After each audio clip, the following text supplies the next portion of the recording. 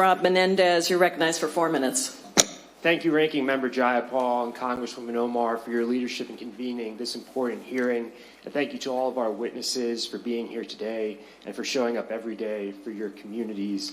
What we've seen unfold in Minnesota is the latest escalation of one of the most egregious attacks on due process, rule of law, and immigrant and human rights that our nation has ever experienced. And we're seeing the consequences in our streets and communities and in the lives of people like Renee Good. Renee Good was a mother of 3. I was thinking about her children today when I was leaving mine. And the reality that they won't have their mother for the big moments and the small moments that make up a life. And while this administration wants to rob us of our humanity, we cannot allow them to do so. The unacceptable truth, and it's one that we cannot turn away from, is that Renee Good's killing did not happen in isolation. It was a tragic and foreseeable result of the Trump administration's deliberate efforts to dismantle legal guardrails, normalize extreme force, employ violent rhetoric, and insulate immigration enforcement from oversight. I've seen the escalation of the Trump administration's aggression firsthand. Last year, I was with my colleagues, Representatives Watson, Coleman, and MacGyver, for a legally protected inspection of Delaney Hall Immigration Detention Center in Newark, when over 20 armed ICE and HSI agents confronted us and attempted to impede us from conducting legal oversight.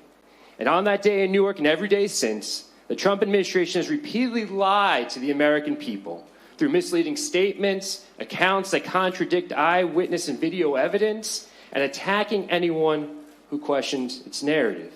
We need to be clear about what's at stake for families in Minnesota, in New Jersey, and across the country.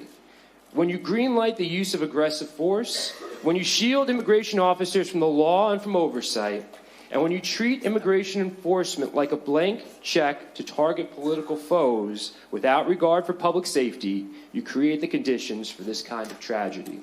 That's just what President Trump and Secretary Noem have done. They've created a country where no one is safe. Not mothers, not your neighbors, not members of Congress, not faith leaders, not even our children. Ms. Patty, you mentioned that when you were taken to the Whipple Detention Center here in Minneapolis, that you saw cells designated for U.S. citizens. Can you speak to that?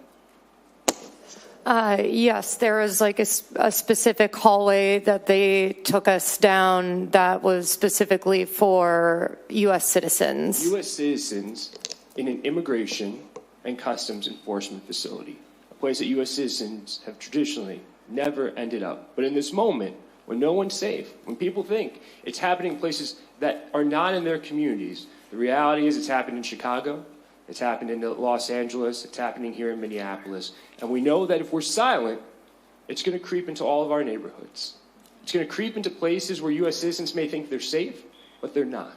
And the reality is if we don't speak up, if we don't listen to these stories and do something about it, everything that makes this country what it is, why so many people have come to this country, whether they're of Cuban or Somali descent, will be lost.